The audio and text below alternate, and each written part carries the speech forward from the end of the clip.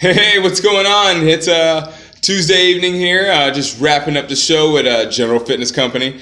Had a good day of training. Trained quite a few people. Starting to increase my training sessions per day, which is good. The unfortunate thing today is that I wanted to wrap up the TRX installation. The unfortunate thing is actually I forgot to forgot one of the pieces to the anchor point. And at the hardware store. So unfortunately, the story is that we are going to have to wait a little bit longer to get those TRXs installed. Hey, that's how it goes, huh? Anyway, so speaking of stories, that's what we've been talking about this week. Yesterday I talked a little bit about stories, how they can help you and how they don't help you. Talked a little bit more today about how stories can be inaccurate, but sometimes they can help give you confidence and build you up to do things that you may have not been capable of doing before, or they could be not so helpful, inaccurate stories that that actually perpetuate behaviors that may not be empowering or helpful for you in the future. So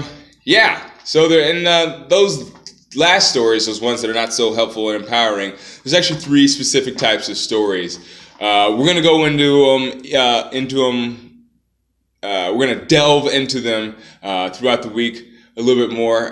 Today, we're going to talk about, as you see the title above, "It's Not My Fault," the victim story. So, as an entrepreneur and a personal trainer, I have to tell you that I've actually run across this almost daily. It's kind of funny out there. A lot of people. I don't even know if they know it, but a lot of people tell that victim story to themselves and to other people, believe me. So I'm not going to talk about anybody but this guy that I remember from back in the day. He was an employee. He was a nice guy. He was pretty funny. And he was an employee back when I was in corporate America. He was kind of like a prankster, one of those guys that used to tell like jokes, and yeah, sometimes he'd take it a little bit too far, but everybody knew he was pretty much a nice guy, and he didn't really mean anything by it. And the thing he had kind of a habit of undercutting the boss, though. That was the problem. The boss was a really nice guy, but unfortunately, he would just, I don't know what was wrong with this guy, but he would just like always kind of go at the boss a little bit. Boss, a nice guy. He just said, yeah, it's par for the course, whatever. He's a nice guy around the office. People seem to like him, and he does decent work. So anyways, he did take it too far one day. He ended up getting this paper cut on his middle finger, of all fingers, and he goes up to the boss, like all in front of us too, and he's like, "Oh my God, check out this crazy cut I got on my finger." And he shows it to the boss. He flicks off the boss, and then he's like, "Oh, you know what? You deserve another one." So he just like totally double fingers, gives the boss the double finger, double birds, if you will. And he's fired on the spot, what do you expect, right?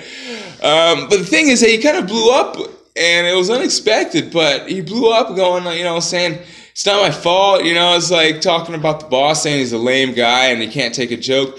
But the thing is that, obviously, like I said, he used to undercut the boss, so that wasn't the only thing.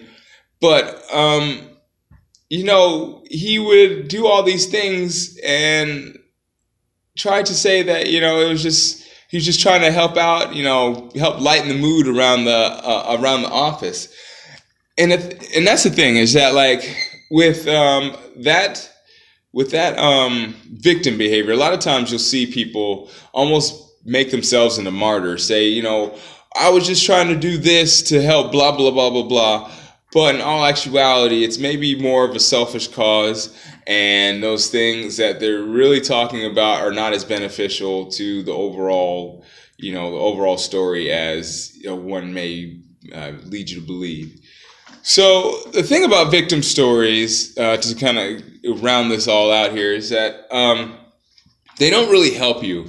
They really actually show how weak you really are, and how weak of a character you really have if you're telling victim stories. Now, I say that kind of tongue-in-cheek because I sometimes, I tell those stories too. Sometimes I feel like I'm a victim, because I'm human. But the thing is that, I've learned to ask myself, if I'm feeling like a victim, what am I doing to warrant this reaction from somebody? Because as a victim, a lot of times you just say that, like, so-and-so's doing this to me, I don't deserve this, this person is being mean, or this person has it out to get out for me, and you're not really accepting blame for your own actions. So the thing is that, like I said, you got to really ask yourself, like, what am I doing to warrant this behavior? Sometimes you may not be doing anything, but more often than not, it's something that you've done that provoked somebody to respond in a specific way. So that is the victim's story. Check yourself before you wreck yourself. As I can't remember who said that. I think it might have been KRS-One. But check yourself before you wreck yourself. Understand what you're doing to maybe provoke someone else's reaction to what you're doing, and think to take more responsibility for what you're doing and what percentage you actually have as a responsibility for what's happening to you. All right, that was a little clunky, but I hope you get the gist of what I'm trying to say. I hope you're having a great Wednesday so far, and I hope the rest of your hump day is humptastic. Yeah, buddy. Have a wonderful Wednesday. And as always, keep good company.